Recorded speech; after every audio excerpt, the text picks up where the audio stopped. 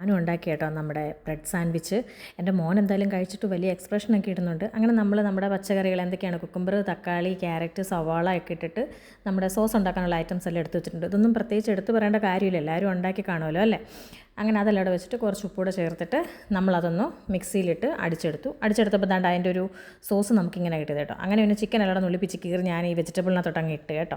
ഇട്ടിട്ട് നമുക്കിനി ഈ സോസ് ചേർത്തിട്ട് ഇത് എന്ത് ചെയ്യണം, ഒന്ന് മിക്സ് ചെയ്യണം. അങ്ങനെ ഞാൻ ദാണ്ട് മിക്സൊക്കെ ചെയ്തേ നല്ലപോലെ ഇങ്ങനെ കൈകൊണ്ട് ഇങ്ങനെ മിക്സ് ചെയ്ത് കഴിയുമ്പോഴത്തേനും നമുക്ക് ദാണ്ട് ഈ ഒരു പരുവത്തിൽ ആ ഒരു ഇത് കിട്ടും. എന്താണ് പറഞ്ഞത്, ഒരു ഇത് നമുക്ക് കിട്ടി. ഇനി അത് നമുക്കൊരു ബ്രെഡ് എടുത്ത് വെച്ചിട്ട് അതിനകത്തോട്ട് ഇത് നമ്മൾ പറഞ്ഞ ഇതുണ്ടല്ലോ അതിനകത്തിടുക. എന്നിട്ടൊരു ചീസ് എടുത്ത് വെക്കുക. ചീസ് എടുത്ത് വെച്ചിട്ട് വീണ്ടും ഒരു ബ്രെഡ് എടുത്ത് വെച്ചിട്ട് അതൊന്ന് സെറ്റ് ചെയ്തെടുത്തിട്ട് നമ്മളെന്താണ് ഇനി ബട്ടറിൽ ഇതൊന്ന് മുറിച്ചെടുക്കണം. ബട്ടർ ഞാൻ പിച്ചാത്തി വെച്ചൊക്കെ ഇങ്ങനെ കട്ട് ചെയ്ത് വലിയ സ്റ്റൈലിലൊക്കെ നോക്കി പറ്റിയില്ല, പിന്നെ ഞാൻ കൈ വെച്ച് തന്നെ അങ്ങ് ഇട്ട് പോട്ട്.